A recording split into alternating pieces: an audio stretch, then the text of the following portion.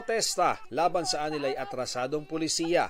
Yan ang panawagan ng mga nagrally sa harap ng isa sa mga gusali ng Eulogio Amang Rodriguez Institute of Science and Technology o IRIS sa Maynila.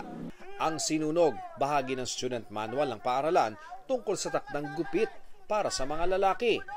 Sa viral na videong ipinost sa social media ng LGBTQIA+ group na bahaghari, dalawang transgender student ng IRIS ang anilay napilitang magpagupit dahil sa no haircut, no enrollment policy.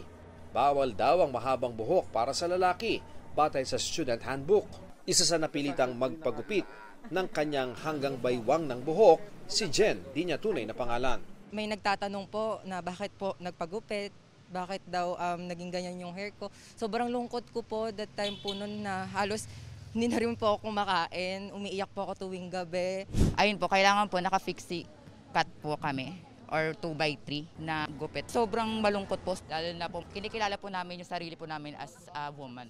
Napakatindi po talaga ng diskriminasyon sa LGBT na dinadanas ng mga estudyante dito kay IRIS. Founded sila ng Manila City Ordinance ng Manila dahil meron pong Anti-Discrimination Ordinance ang Manila na nilalabag po clearly ni IRIS. Kahapon sa regular session ng Manila City Council, sinabi ng ilang konsehal na dapat panagutin ang mga bumabaliwala sa City Ordinance 8695 o ang Anti-Discrimination Ordinance ng lungsod. Doon nakasaad na bawal harangin ang admission o i-expel ang isang estudyante, kaya hindi ng pagpigil na makapagtapos ito dahil lang sa kanyang sexual orientation at gender identity.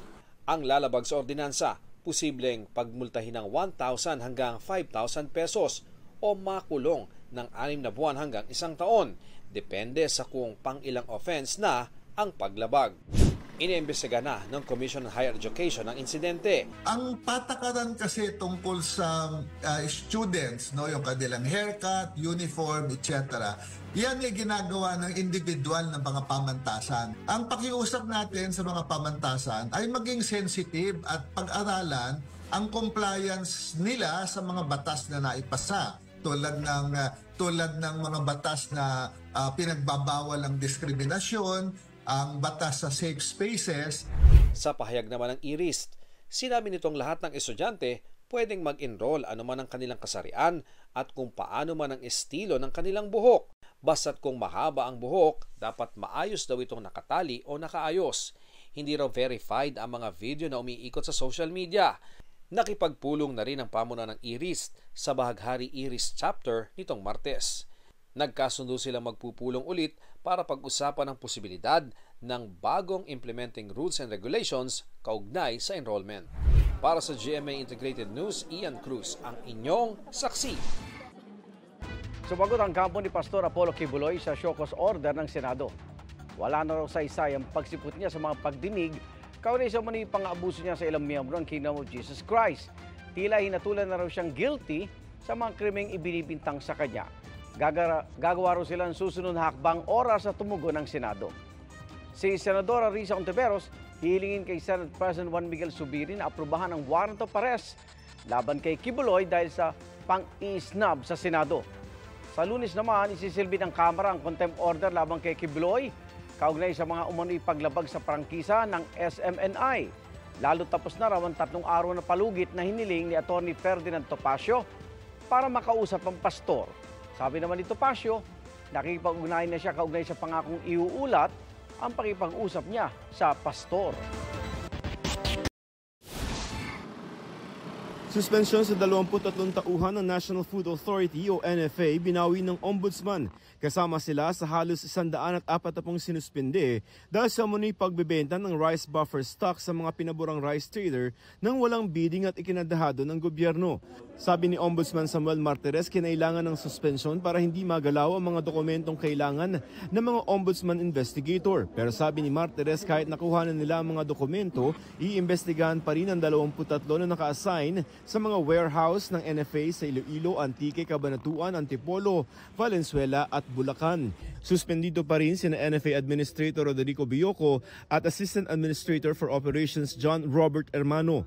Dati nang sinabi ni Bioco na hindi kinailangan dumaan sa bidding ang pagbebenta alinsunod sa isang COA circular. Mahigit 2,000 trabaho abroad alok sa mega job fair ng Department of Migrant Workers. Mga babaeng aplikante ang naging prioridad lalo't Women's Month ngayon. Household service workers, farm workers at beauticians sa Japan, New Zealand at Middle East ang pwedeng applyan.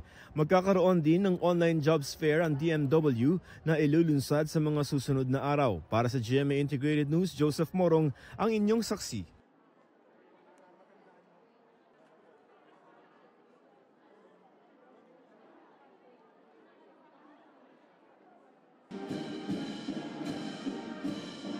Sa kanyang pagharap sa mga leader ng Germany at Czech Republic, laging napag-uusapan ng West Philippine Sea. Magandaan niyang marinig mula mismo sa mga naturang leader, hindi lang ang kanilang suporta, kundi pati kanilang saloobin sa issue.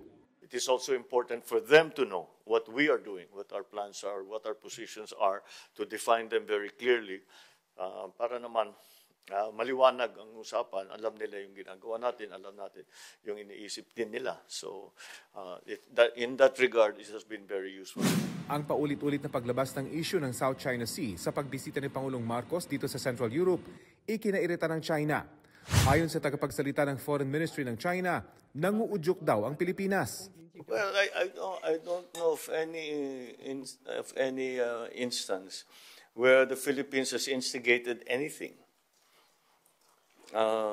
At any point, both verbally or militarily or diplomatically, we were busy. We are busy. We have been busy with running the country and making the best life for Filipinos. We did not begin all of these problems. All of this. Commotion has not been caused by the Philippines, so I don't know what they are referring to. Kasama ng Pangulo dito sa Prague, sina Senate President Mig Zubiri at House Speaker Martin Romualdez. Kaugnay sa panukalang charter change, aminado si Zubiri, mas mahaba ang proseso nila sa Senado. Si Romualdez naman sinabing hinihintay na lang nila ang Senado. What is more important than all of that for me is that it is practically the same resolution. And that for me is the key point in this process. We have arrived at a consensus. We all knew how when this began, how contentious this was. Well, we seem to be going down a common road now between the two houses of Congress. So that for me is the important thing.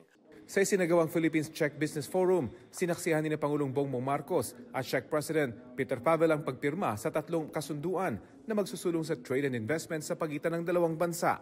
These agreements are not just documents. They are a commitment to unlocking the vast potential that lies in our partnership, especially in the semiconductor and IT BPM sectors. Bukod sa paghikayat sa Czech Republic na suportahan ng Pilipinas sa Philippines-EU Free Trade Agreement negotiations, hinikayat din ng Pangulo ang mga mamamayan ng Czech Republic na bumisita sa Pilipinas.